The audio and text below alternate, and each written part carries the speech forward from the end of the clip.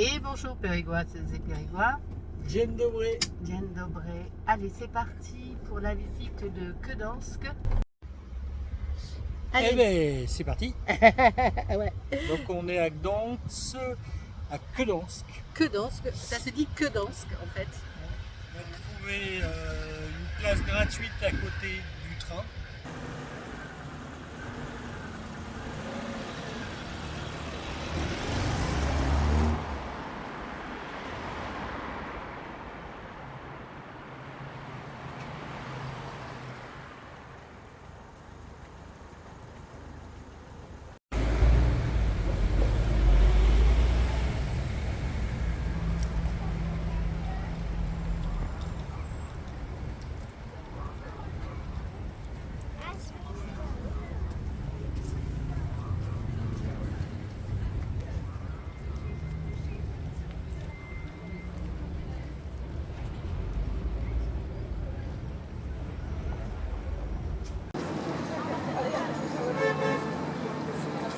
Gdansk est l'une des plus anciennes villes de Pologne. Son histoire remonte à plus de 1000 ans entre la terre et la mer Baltique. La première mention écrite connue date de l'an 997, lors du passage de Saint-Adalbert de Prague. À cette époque, il est question d'un village nommé Gdańsk, installé à l'embouchure de la Vistule. Grâce à sa position stratégique, Gdansk devient rapidement un centre commercial majeur. Dès le Moyen Âge, elle s'impose comme une ville marchande prospère et rejoint la Ligue hanséatique, ce vaste réseau de villes qui domina le commerce en Europe du Nord. Mais cette richesse attire les convoitises. En 1308, les chevaliers teutoniques s'emparent de la ville. Gdansk entra alors dans une longue période de domination étrangère, marquée par des tensions, des violences et des luttes d'influence. Au fil des siècles, Gdansk devient un enjeu stratégique majeur. Elle subit des sièges, notamment suédois au XVIIe siècle, sans jamais perdre son importance économique. Plus tard, à l'époque napoléonienne, la ville devient même une ville libre, au cœur des rivalités entre grandes puissances européennes. Le XXe siècle marque le chapitre le plus tragique de son histoire. Annexée par l'Allemagne nazie en 1939, Gdansk est presque entièrement détruite en 1945 lors de violents combats entre l'armée allemande et l'armée rouge, appuyée par des forces polonaises. À la fin de la guerre, près de 90% du centre historique est en ruine. Après la guerre, la ville fait un choix fort, reconstruire son centre historique presque à l'identique. Une renaissance qui donne aujourd'hui à Gdansk son visage unique entre passé reconstruit et mémoire toujours présente. Dans les années 80, Gdansk devient un symbole mondial de liberté. C'est ici, dans les chantiers navals, que naît le syndicat Solidarność, dirigé par Lech Walesa. Un mouvement décisif dans la chute du communisme en Pologne et qui influencera profondément l'Europe de l'Est. Gdansk est aussi indissociable de l'ambre, l'or de la Baltique. Depuis des siècles, cette résine fossile façonne l'identité de la ville et de son artisanat. Pour terminer, impossible de quitter Gdansk sans évoquer l'un de ses symboles les plus emblématiques, la fontaine de Neptune. Installée au cœur de la place Długi Targ, cette statue du dieu de la mer rappelle le lien profond entre la ville et la Baltique, mais aussi son passé de grande cité marchande tournée vers le monde. Depuis des siècles, Neptune veille sur Gdansk, au centre de la vie urbaine, là où se croisent habitants, voyageurs et commerçants. Une légende raconte que les habitants avaient pris l'habitude de jeter des pièces dans la fontaine. Agacé par ce geste répété, Neptune aurait alors frappé l'eau de son trident, brisant les pièces en une multitude de flocons d'or. C'est ainsi, selon la tradition populaire, qu'est née la célèbre liqueur locale Goldwasser, connue pour ses fines paillettes d'or. Bien sûr, cette histoire relève de la légende, pas de l'histoire. Mais elle résume assez bien l'esprit de Gdansk, une ville façonnée par la mer, le commerce, les échanges.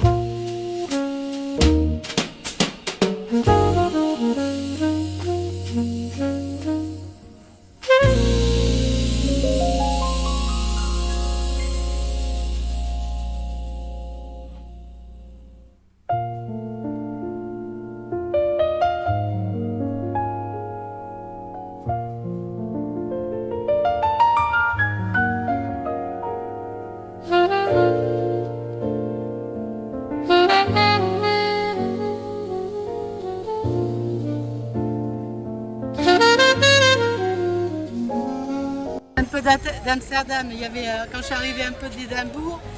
Enfin bon,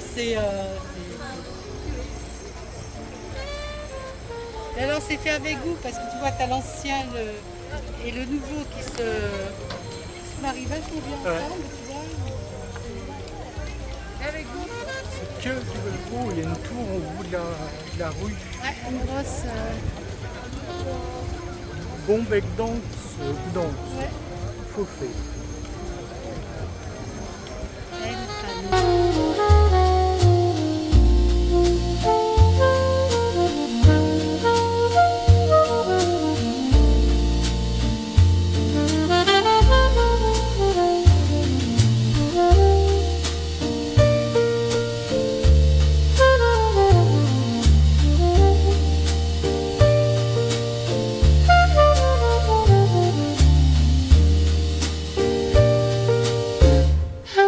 Allez, petit arrêt repas. Restauration, c'est pris une petite bière locale. À la suite, on va prendre le bateau.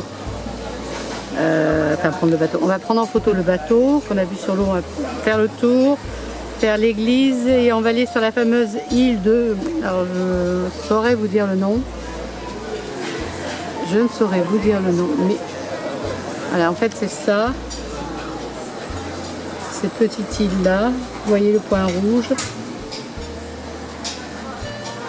On va essayer d'y aller faire un tour, voir si l'on peut prendre effectivement les façades des immeubles par de l'autre côté. Mais ouais, c'est une vraie tuerie hein, cette île.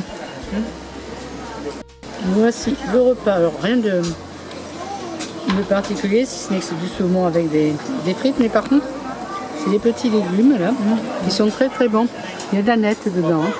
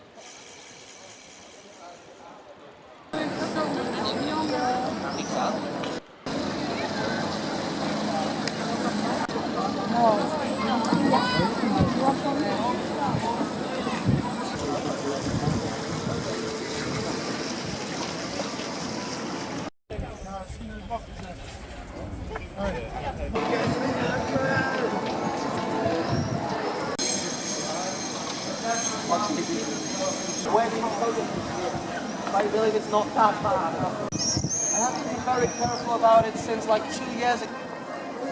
You see what's floating? It was supposed to be not only a defensive gate,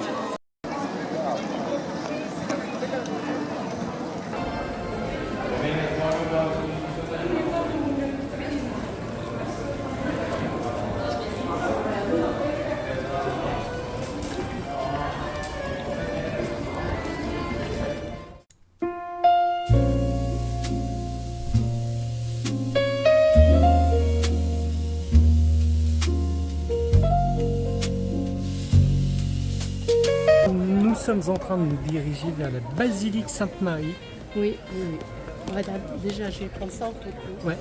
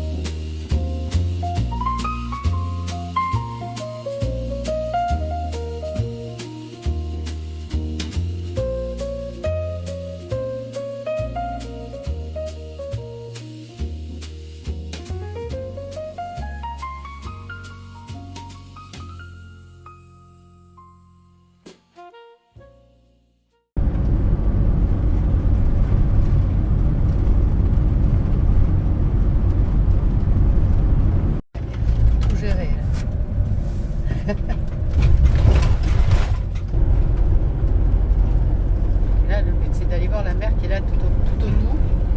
Pour voir ce que l'on va pouvoir faire. Ah putain, il y a des chevreuils ici. Ok, faut faire gaffe.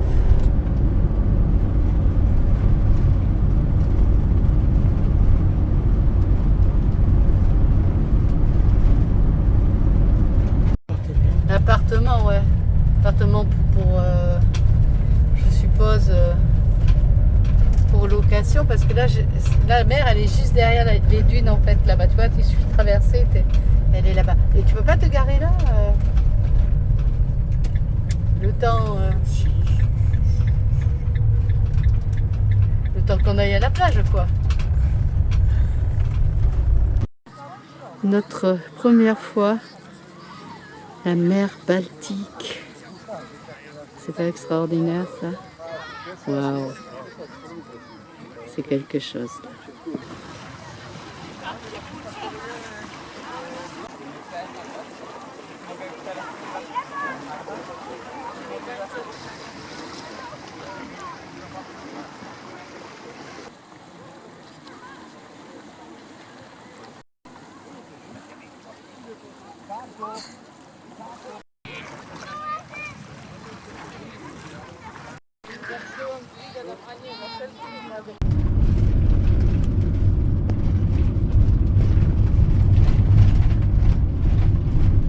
Le soir, on se posera pas trop loin de l'île de Voline que nous visiterons à suivre. On a trouvé ce coin via l'application Park4Night et le coin était tranquille, hein, même si dans la nuit on a essuyé un bel orage avec du gros vent bien de chez eux. Alors n'oublie pas de t'abonner si ce n'est déjà fait, de mettre un petit pouce et de nous laisser un commentaire. Vraiment, ça fait toujours plaisir à lire et d'y répondre évidemment. Allez, à bientôt.